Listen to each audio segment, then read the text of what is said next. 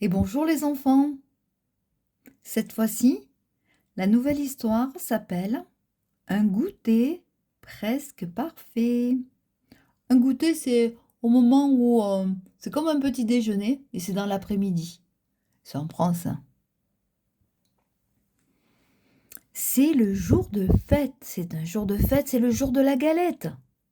Aristide, Aristide le choupisson. Et oui, c'est comme ça qu'on appelle les petits hérissons mignons. Il reçoit ses amis pour le goûter. Il veut leur offrir la meilleure et la plus belle des galettes. Une galette ronde, dorée, savoureuse, miam miam. Le choupisson se lave les pattes, il met son tablier, puis il mélange le sucre, la poudre d'amande, les œufs, un petit peu de sel. Aristide étale ensuite le tout sur la pâte, il dépose une fève et referme la galette. Ça, c'est la galette des rois qu'on fait en France, où on met une fève à l'intérieur et, et après, celui qui tombe sur la fève, et ben c'est lui qui doit faire le gâteau la prochaine fois. Et hop, après, au four, la galette sera parfaite. Et tout à coup, on entend ding. Une demi-heure plus tard, la sonnerie du four retentit. La galette est prête. Le choupisson en goûte une miette pour s'assurer qu'elle est parfaite. Misère, que je suis tête en l'air, s'exclame Aristide. Oh, je me suis trompée. Au lieu de mettre du sucre, j'ai mis du sel. C'est trop salé. J'ai confondu le sucre et le sel.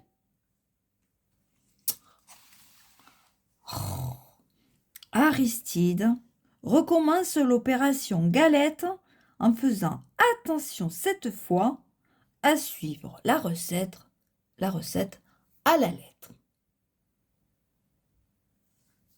Et après avoir enfourné le gâteau, c'est-à-dire mis le gâteau dans le four, notre choupisson se dit qu'il ferait bien un petit dodo.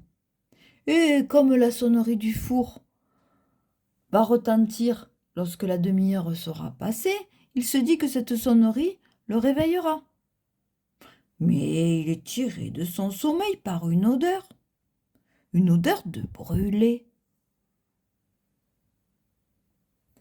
Catastrophe, que je suis étourdi, s'exclame Aristide. Ah, j'ai oublié de programmer la sonnerie.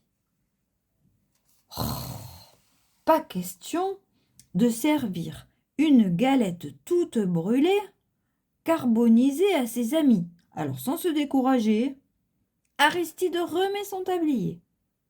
Et pour la troisième fois, il mélange les ingrédients, referme la galette et la glisse dans le four, sans oublier de lancer le minuteur pour qu'il sonne à la fin de la cuisson. Et ding!